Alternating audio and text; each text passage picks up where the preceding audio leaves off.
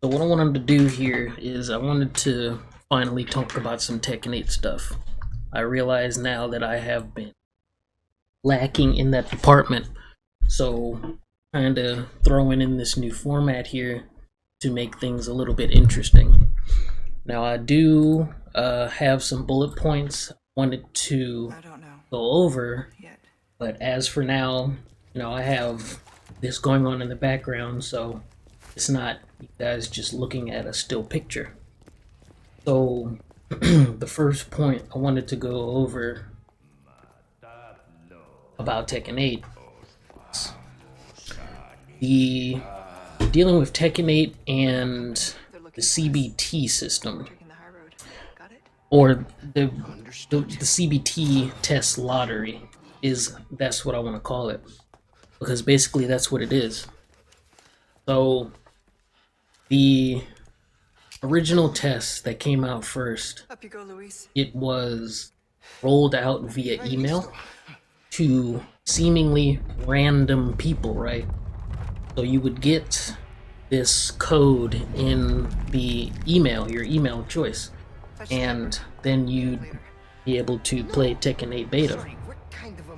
So the problem with that is the fact that, again, it's random, or again, seemingly random, because of course all the well-known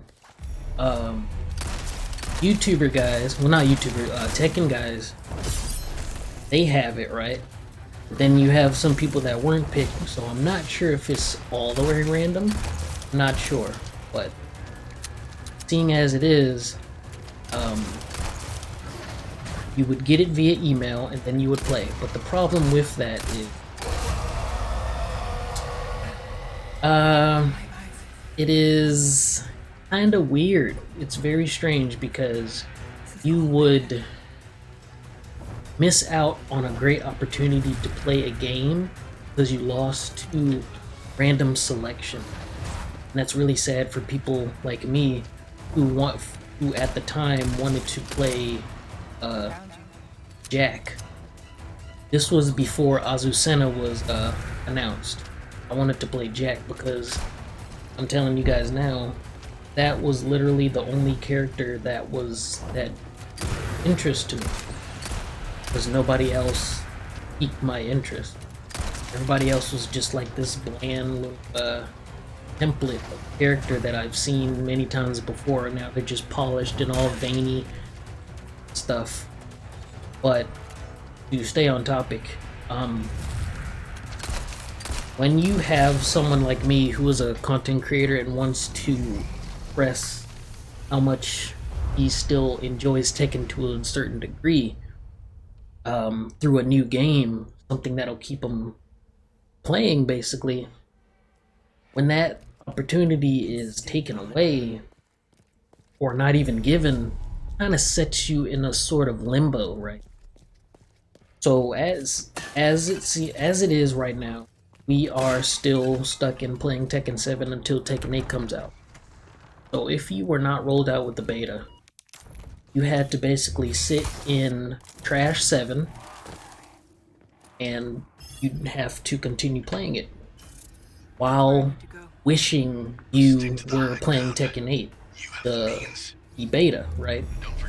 Then you'd have people like making videos about how this character's doing this and that and doing all the speculation stuff while you're just sitting there like, damn, dude, this is all happening because I lost the lottery. And it sucks for a lot of content creators like myself that didn't get that lovely opportunity to be gifted with the codes. Now I heard that some people got 2 of them and they were able to give some to people, and that's interesting, but yeah, I wasn't lucky. So I am hoping that this time I can get opportunity to play via test, because I really want to get my hands on Azucena. Me as a Josie main can only relate to Azucena as being a close second, because everybody else is just not as interesting to me personally. So Azucena is like a scapegoat, if that makes sense. Scapegoat of what is already existing, which is all these characters that was announced. And Azucena is that light at the end of the hallway. So, with that being said, why it's pretty clear as to why a code lottery is dangerous, because it really makes the experience unfortunate when you wake up and do not see that code in your email, and then you see all these other guys with it. Really makes you wonder, like, man, why is this system like this? Why couldn't you just have it roll out for everybody to test so everything is great? Why have certain people tested? That's the thing there. Why is it random? Why is it random select? Right? It feels kind of wrong when you think about it. It doesn't feel right. Something feels off with random select beta test. But with that system, slice opportunity for other people that can probably make better use of having something like that in their possession. I wasn't granted that. So maybe next time around in October I can have that opportunity. But yeah, testing the game, you know, the game as it is right now, it seems pretty cool. A lot of funky stuff going on with the heat and whatever. But, you know, hopefully when it rides out next month, which is really soon, God, I may touch on that in another video about how soon this game is coming out. Might be a little crazy, but it's not what I want to talk about. So the next thing I do want to talk about, I think it's pretty much the stage that everybody is at right now, is playing Tekken 7 to prepare for Tekken 8. That was sick. So it's pretty much well known that we still have to play Tekken 7 because it's the only Tekken on Steam. Well, not, yeah, it is the only Tekken on Steam right now. But as it is right now, we still have to play Tekken 7, or if you choose to, you don't have to play it at all. You don't have to play it at all. But for people like me who want to stay fresh, stay non-rusty, you have to make a decision. And the decision, as it is right now, I have to keep playing Tekken 7. Now, this is good in a sense because, again, you still have the characters that are in the base roster in Tekken 7, and they have been moved to Tekken 8. So you got your Nina, Hwoarang, Steve, you know, the golden boys and girls that have been in Tekken for a long time being rolled out Tekken 8. So even though they are going to operate differently on a different system, they are still basically the same characters, with just probably a few different glittery Pop-Tarts here and there, but they're still basically the same character, kind of. Just with a little bit of glitter on it. So, playing Tekken 7 to prepare for Tekken 8 is a very important step for casual and pro Tekken players to do, because, again, you don't get rusty, and you can still have that muscle memory for when the CBT rolls out, or when the full game finally comes out in January. So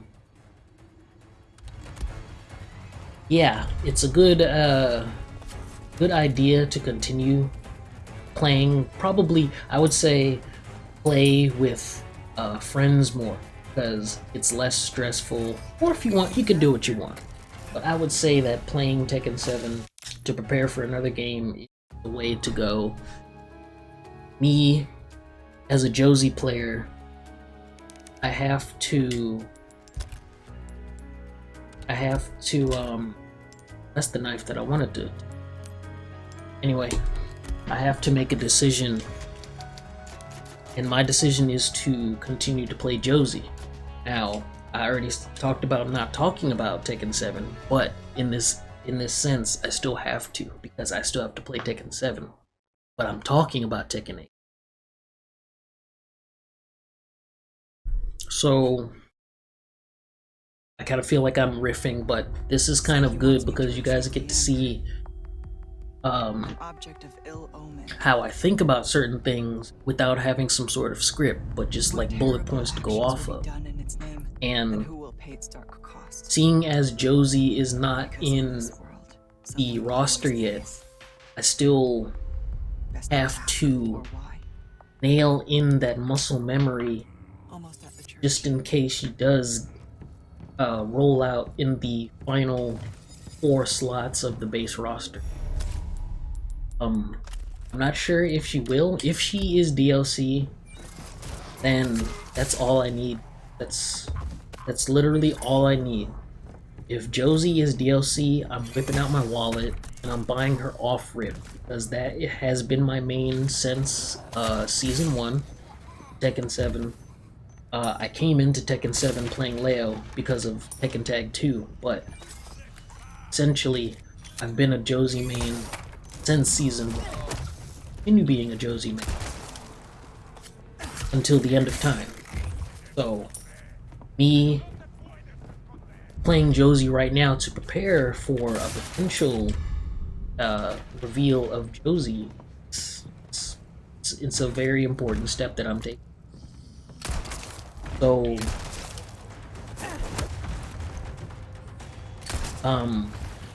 with Tekken 8, I would say it's a pretty neat thing going into it, but I'm very scared. Again, I really want to save it for a next video talking about how early it's coming out. Maybe a little crazy, but it is quite crazy. Again, save it for another time. But the last point I want to talk about is the first to 3 system. So the way Tekken 7 is right now, you play online and you play people pretty much indefinitely until the other person runs away or you run away.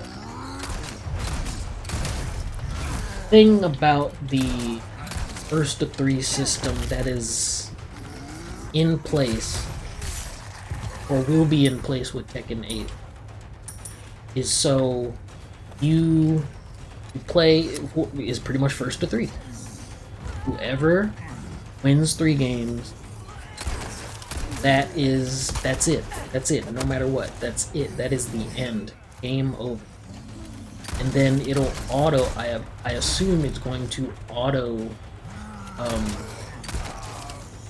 skip, or maybe like delete the rematch button. That's what I think is going to happen. So whoever wins the first of 3, the menu is going to change. Ouch. The menu is going to change to eliminate one of the buttons with rematch. But why that's kind of dangerous is not really dangerous, it's just kind of unfortunate. Why that's kind of unfortunate is not only, well, okay, let me explain the pros and cons of that. A pro, which is a really good pro of the first to 3 system, is basically knocking out a problem that is current in Tekken 7 right now, and that is the lack of active players. What I mean by that is, you will sit there in a lobby for 40 minutes, or maybe even longer, depending on the time of day, and can't find one match. If you do find one match, is one of those Wi-Fi warriors that is pretty much ostracized at this point, by me personally. A lot of people give them chances because they can't find matches, and that's not good either. Because we all know that Wi-Fi is dangerous. Get a wire, dude. But sitting there for like an hour, close to an hour, waiting on a game only to play a person once, then they leave, and then you get knocked back into queue, that sucks. But what I'm talking about here is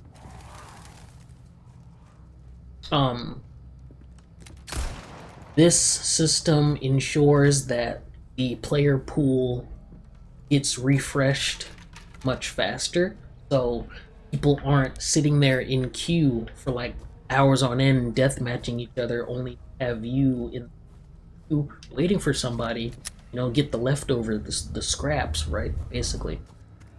So it ensures that people get more games. That's pretty much what it is. People are getting more games from this system.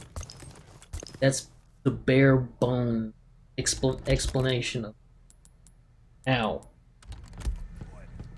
a con of this is if you are playing a really good game against somebody, you don't want it to end, the system itself is going to strike it from you. So you can't play the same cool person over and over. It will be to a point to where you would have to befriend that guy or girl, and then you could play matches outside of matchmaking. In my knowledge, you can still exit games. Before there was talk about you not being able to exit a game until you do a first to 3. I think that was early speculation. I'm kind of glad that's not the case, because a big problem with that is, what if you're playing a game against somebody you do not particularly like it, so you're stuck with that person for 2 more games, unable to get out of it until those games are finished. That's not good. That's not a good player experience, and it only like weaken the matchmaking experience for like casuals that are just getting into the game versus a pro who's constantly beating their head in, right? They have to sit there for 2 games. That would make them not go online anymore. So I'm glad that's not the case for now, because the game hasn't come out yet. Things are prone to change, but as it stands right now, that does not seem to be the case. So the first to 3 does seem, not the you're stuck until those 3 games are met. So I guess you could say a con of it is you can't farm dudes. there is a thing. We all do it, dude. We all do it. You get a good match, and you not say farm dudes. You would deathmatch. I used the wrong term now. You can't deathmatch anymore. A big trend for Tekken 7 content was rank matches, and it's good for people like me who have long-form videos of myself playing matches and going for a rank, but it's like the same person. A lot of people don't have problems with that, but this first to 3 system kind of eliminates that. So what potentially happens is, no matter what, you get to play the person for like first to 3, and then you're gone. So you can't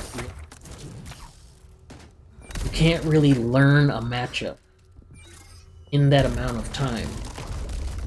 So the game basically says, okay, you've had your, now it's time to go. So that kind of blows, because if you're in player match, I wonder this, you're in player match and you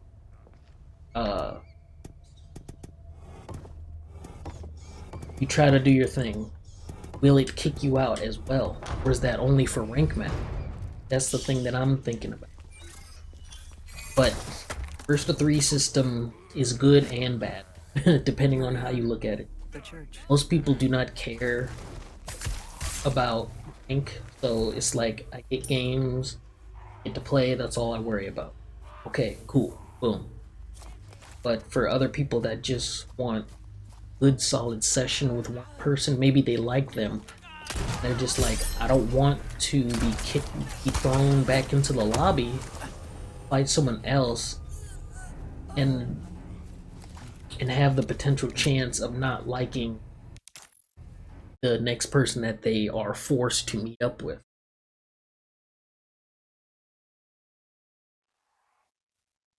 Again, that's a possibility, but it is what it is.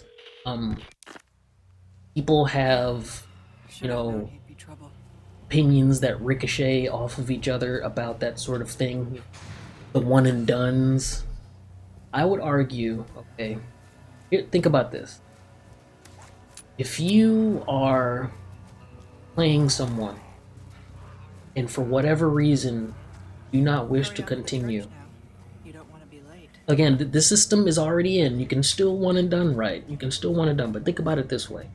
If you are playing someone who you don't exactly like playing against, for whatever reason, right, versus someone you do enjoy, wouldn't you want to play the person that you enjoy a lot more? That would make sense, right? Because you're enjoying not the character, but the player. So the experience gets doubled because you're enjoying your matches. So if you have the first to three system activated, you're kind of slashing that opportunity to make a standalone relationship with other players, and that kind of sucks because, you know, it kind of forces you to friend that player and then do your matches that way. A lot of people don't exactly to do that. They kind of just want to have the games as is and just have a good time. So I'm not sure how that's going to roll out through offline games. Maybe that's not the case, the first of the rule, but it's kind of like a double-edged sword, you know. See it as you will, but it's all speculation. I kind of just wanted to riff a little bit. I know I probably said the same point probably 2 or 3 times, but it kind of just gives you a space to